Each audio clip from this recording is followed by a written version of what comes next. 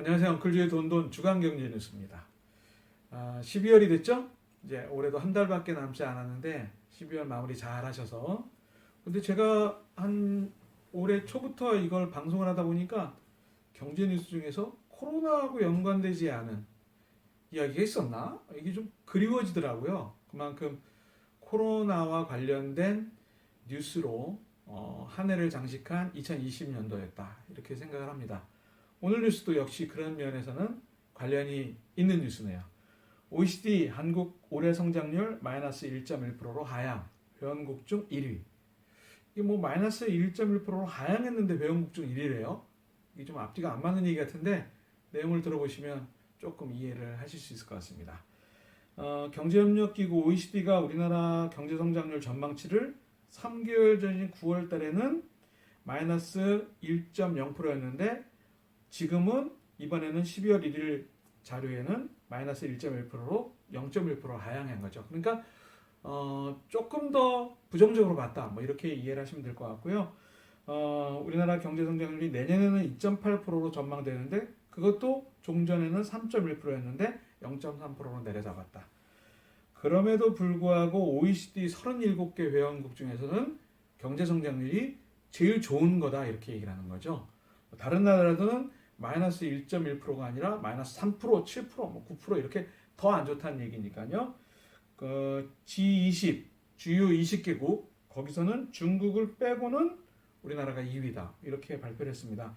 뭐 이런 통계적인 수치보다도 더 제가 의미를 두는 건 그런 OECD 37개 국가 그다음에 G20 중에서도 가장 변동폭이 적은 그러니까 안정됐다 이렇게 얘기를 할 수 있는 거죠.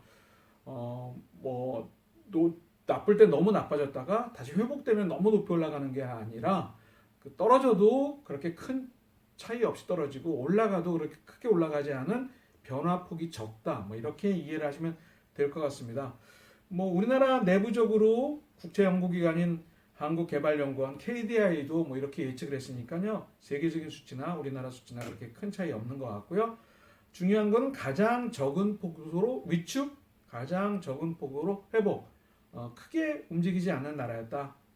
이유로는 뭐 여러분들이 아시다시피 K 방역 때문에 이게 그렇게 이루어졌다. 그 다음에 거시 정책 중에서 적극적인 재정 정책, 뭐 재난지원금을 풀었다 이런 것들이 이제 거시적인 확장적 재정 정책의 기본적인 예로 볼 수가 있는데요. 이런 것들이 가장 큰 그리고 앞으로도 더 좋아질 수 있는 가능성이 있다. 소비 중심으로 서비스업의 소비 중심으로 그러니까 소상공인 중심의 회복이 앞으로의 한국 경제가 조금 긍정적으로 바라보게 되는 이유다. 고용도 좋아질 것이다. 뭐 이런 얘기를 했습니다. 그런데 그 밖에 기업 구조조정, 그래 노동과 관련된 부분들이 아직까지도 조금 선진국에 비해서 더 구조적으로 좋아져야 될 부분이다. 뭐 이런 얘기를 하고 있습니다. 그래서 백신이 나타나서 이 코로나가 좀 좋아진다면 앞으로 이 문제는 걱정하지 않아도 될 것 같고 미국, 유로존, 중국, 뭐 일본, 인도 이런 나라들에 비해서는 굉장히 우리나라가 양호하고 선진국으로 갈 수 있는 여러 가지 기회에 그런 기초를 단단히 하는 기회다 이렇게 얘기를 할 수 있을 것 같습니다. 뭐 이런 뉴스의 중점적인 내용은 제가 이 정도로 요약을 해서 드리고요. 그 다음에 엉클저가 보는 시선, 뷰 뭐 이렇게 할 수 있을까요? 코로나 위기 전후의 경제적인 결과 이런 거에 대해서 굉장히 예측도 많이 하고 그 다음에 의미도 둡니다. 코로나 관련돼서 침체되는 것도 중요하지만 그걸 회복하는 것들도 굉장히 우리나라로서도 그렇고 세계 경제사에서 관심사인데 우리나라는 경제 성장률 측면에서는 성공적이었다 이렇게 보는 게 이제 첫 번째 여러분들이 보셔야 되는 부분이고요. 제가 한 가지 좀 덧붙이고 싶은 얘기가 있어요. 이 경제성장률 얘기가 나올 때마다 제가 꼭 하는 얘기인데 여러분들이 보시기에 경제성장률이 마이너스 5%다 이러면은 굉장히 두렵고 떨리고 그 다음에 걱정을 많이 하시는데 쉽게 말씀드리면 그렇습니다. 우리 집이 열심히 노력해서 1,000만 원을 벌었다, 5천만 원을 벌었다, 1억을 벌었다. 뭐 아빠도 벌고 그 다음에 아내도 벌고 그 다음에 우리 첫째 아들도 벌고 이렇게 세 사람이 벌어가지고 우리 집이 작년에 1억을 벌었다. 그런데 경제성장률이 마이너스 5%가 됐다 이러면은 굉장히 두려움의 대상이 될 수도 있지 모르지만 작년에 1억 소득에서 한 500만 원 정도가 줄어들었다 이런 의미거든요. 그러니까 1억을 벌었는데 올해 9,500만 원을 벌게 됐어요. 경제가 전부 안 좋아서. 그러면 정말 여러분들이 생각하는 것처럼 그렇게 우리가 허리띠를 졸라매고 힘들고 비관적이고 부정적이 되는 건가요? 뭐 500만 원을 덜 벌 수도 있지만 500만 원을 더 벌 때도 있으니까 내년이면 좋아지겠지. 그리고 참을만 한 건데 마이너스 5% 성장이다 이러면은 굉장히 두려움을 먹고 공포감을 갖게 되는데 그건 아니라는 겁니다.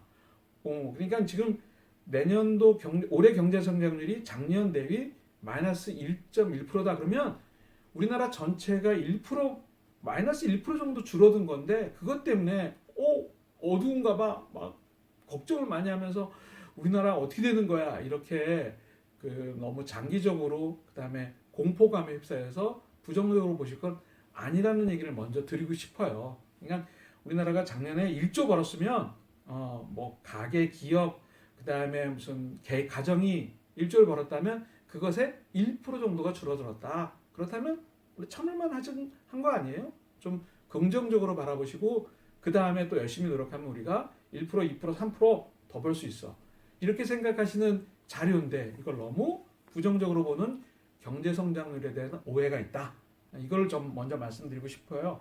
그 다음에 뭐 효과적인 방역 이런 얘기가 나왔는데 적극적인 거시 정책 이거는 뭐 우리나라 국민들이 워낙 하자 그러면 또 뭉쳐서 하잖아요. IMF 때 금모으기 뭐 금융위기 때 우리 좀 빨리 회복하자 그래가지고 세계에서 유례 없이 빨리빨리에 대해서는 또 일가견이 있는 나라니까 우리 힘을 모아서 빨리 참자 단기간에 짧고 굵게 이걸 해결하자 뭐 이런 힘이 있는 민족이기 때문에 이런 부분도 뭐 유럽이나 이런 데서는 뭐 데모하면서 왜 뭐 이렇게 우리를 거리두기를 마스크를 써라 뭐 이것부터 생각해가지고 근데 우리 마스크 쓰자에 거부하는 사람 뉴스에 조금 나올 정도지 그렇게 집단적으로 거부하지 않지 않습니까? 이런 것들을 보면 우리나라가 갖고 있는 어떤 이런 단결력 그 다음에 한번 해보는 거야 이런 힘이 굉장히 큰 힘이 됐다라는 것도 저는 개인적으로 긍정적인 부분이라고 생각하고요. 단지 OECD가 얘기한 이런 노동 문제에 대한 부분들 이런 부분들은 조금 저도 개인적으로 굉장히 많이 공감을 합니다. 왜냐하면 뭐 젊은 사람들이 공무원이 되려고 공기업에 들어가려고 애쓰는 건 이건 좀 안정되고 내 밥그릇은 흔들리지 않는 거에 내가 올인하는 거 사실 선진국에서는 그러지 않거든요. 어느 날 청소부 했던 사람이 수상도 되기도 하고 뭐 그런 데 있던 사람들이 민간 기업에 가서 또 뭐 열심히 일하기도 하고 이렇게 직업의 어떤 유연성이 굉장히 많이 제도적으로 자리를 잡고 있는데 우리나라는 한 번 자리 잡은 건 오죽하면 이 자리를 자식한테까지 어떻게 좀 힘을 써서라도 물려줘야지. 노조가 현대자동차 뭐 이런 자기가 은퇴하게 되면 우리 아이가 여기 와서 생산직으로 일하는 것 이런 것들이 굉장히 좀 명예롭기도 하지만 그걸 무슨 밥그릇 지키기 차원으로 이렇게 직업을 고용해 경직성을 좀 가져가게 되는 것 이것들은 좀 우리나라가 좀 벗어버려야 되는 문화에 해당되지 않을까 저는 개인적으로 그런 생각을 합니다. 그래서 뭐 20, 30년을 바라보는 동안 이런 어떤 직업의 유연성, 구조적인 견고성이 청년들한테까지 이렇게 문화로 자리 잡는 것 이거는 앞으로 우리나라에서 좀 피해야 될 방향이다 그런 생각들을 하고요. 그 다음에 부국, 빈국 이런 것들이 결정되는 요소가 이런 어떤 직업의 견고성 때문에 점점 자리 잡게 되는 거거든요.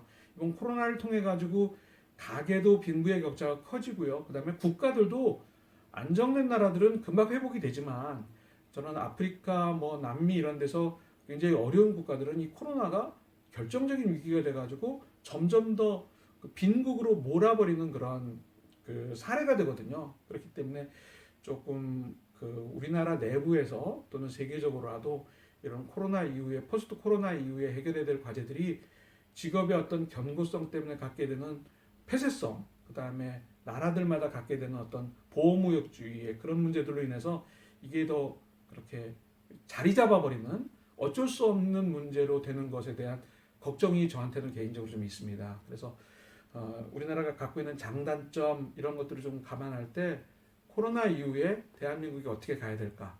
우리 집이 어떻게 가야 될까? 우리가 어떻게 함께 잘 사는 나라를 만들까?